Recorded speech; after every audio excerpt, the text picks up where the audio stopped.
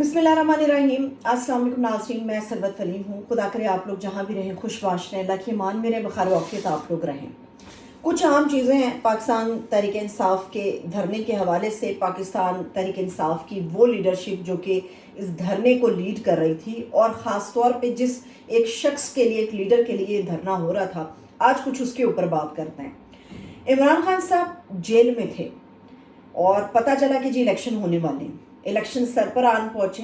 हम सबको पता है कि पीटीआई को बुरे तरीके से तोड़ दिया गया और जो टूटने के लिए तैयार नहीं था उसने पार्टी छोड़ दी और बहुत सारे लोगों ने इमरान खान के साथ बेवफाई कर दी। मगर जेल में बैठ के भी इमरान खान के पास सिर्फ यही काम नहीं था कि इलेक्शन आ रहे हैं तो हम लोगों ने कैसे इसमें शामिल होना है। प्लान ए भी था, प्लान बी भी था, प्लान सी भी था।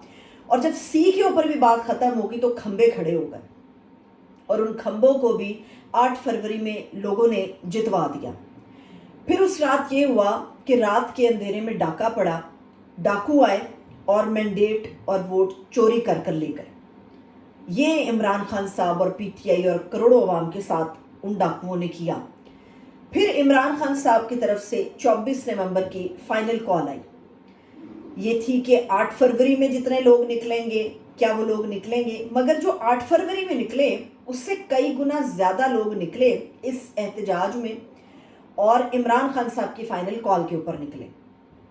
पिछली मरतबा गंडापुर साहब गायब हो गए थे, इस मरतबा लाखों का मजमा था, ना उन्हें वॉशरूम जाने की इजाज़त इतनी आसानी से मिल रही थी गंडापुर साहब को, ना खाना खाने की, ना आराम करने की।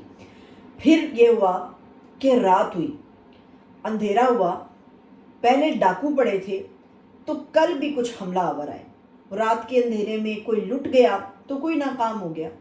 लुटने में शायद इमरान खान साहब और उनकी पार्टी का वर्कर लुट गया और नाकाम और बदनाम पाकिस्तान की रियासत और वो लोग हो गए जिन्होंने इसके ऊपर धावा बोला। मगर हैरत अंगेज़ बात यह है कि इस मरतबा इमरान खान साहब जिन्होंने बड़ी कामयाब स्ट्रैटेजी लगाई थी कि हमने इलेक्शन किस तरह से जीतना है, बदकिस्मती से इस मरतबा जो लोग लीड कर रहे थे ना वो प्लान ए को कामयाब करा पाए, ना उनके पास प्लान बी मौजूद था, ना उनके पास प्लान सी मौजूद था। अब जो लोग आए वो किस जज्बे के तहत आए? लाखों का मजमा जब आया तो उनमें अक्सर व बेशतर ऐसे थे जिनके पास अपनी गाड़ी नहीं थी, अपनी सवारी नहीं थी, वो सरकारी बस पर सवार नहीं होके आए थे। इन काफिलों के साथ रुकते रुकते रुकते मीलों का सफ़र करके ये लोग अपनी चप्पलों में, अपने जूतों में पहुंचे। अक्सरों की तो चप्पल टूट गई, जोगर्स फट गए, मगर सामान क्या था? इन्हें पता था कि फाइनल कॉल है, एहतजाज है, धरना होगा। किसी के पास गर्म चादर थी, किसी के पास बस 1-2 स्वेटर थे, खाने के लिए किसी के पास बिस्किट तक भी मौजूद नहीं था। ये लीडरशिप की जिम्मेदारी थी कि अपने लोगों को आपने किस तरह से वहाँ पर महफूज रखना है, सर्दी से कैसे बचाना है और किस किन हालात में अपने वर्कर को रखना है।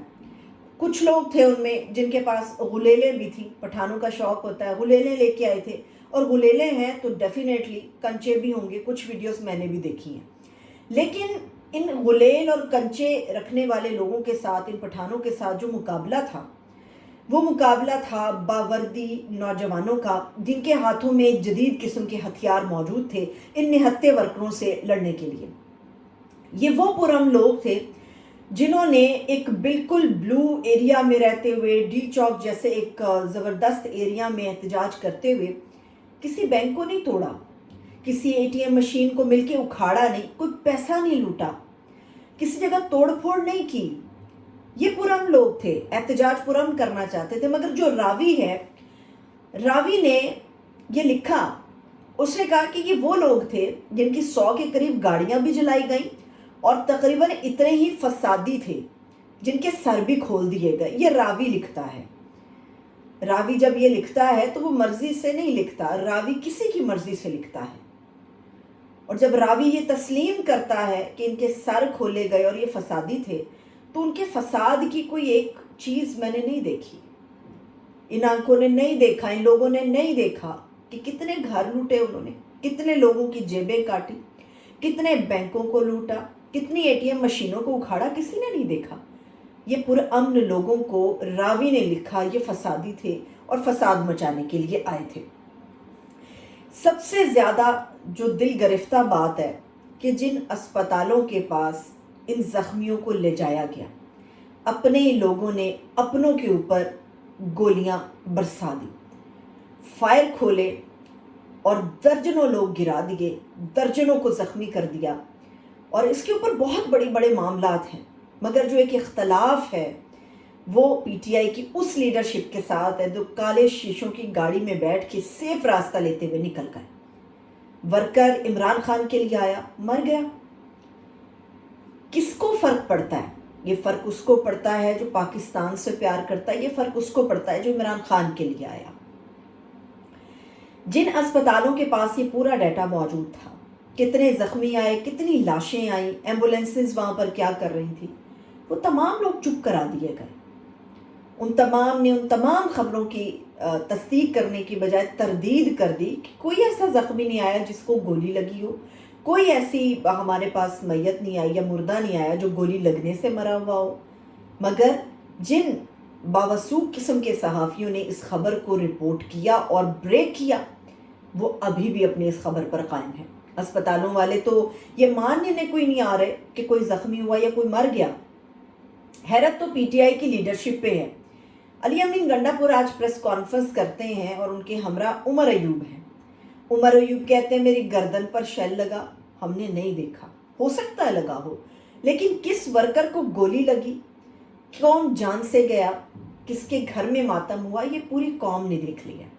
گنڈا پور صاحب نے اعلان تو کیا کہ جو لوگ مر گئے اس جد و جہد میں، ان لوگوں کے اہل خانہ کے لیے 1 کروڑ روپیہ جو ہے وہ صوبائی حکومت دے گی، دینا چاہیے.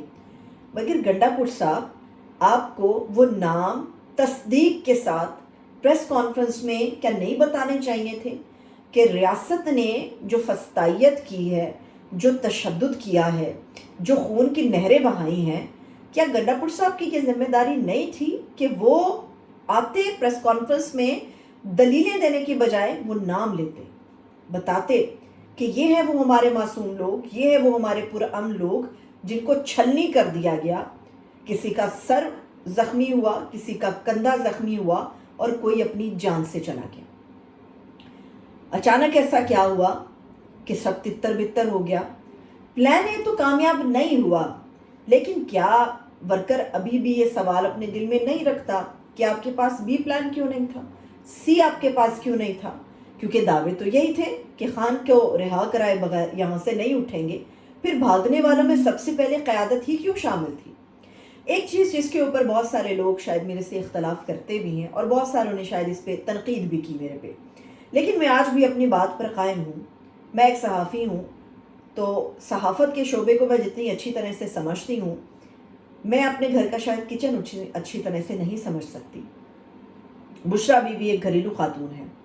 پہلے دن جب انہوں نے اپنا ویڈیو پیغام جاری کیا، اس پر بھی میں نے تنقید کی. وہ ایک گھریلو خاتون ہے، سیاست کی باریکیوں کو وہ نہیں سمجھتی، سیاست کی پیچیدگیوں کو وہ نہیں سمجھتی، معاملات کے کیا انتہائی اقدام کے کیا رزلٹ برآمد ہوتے ہیں، نتائج برآمد ہوتے ہیں، وہ نہیں سمجھتی.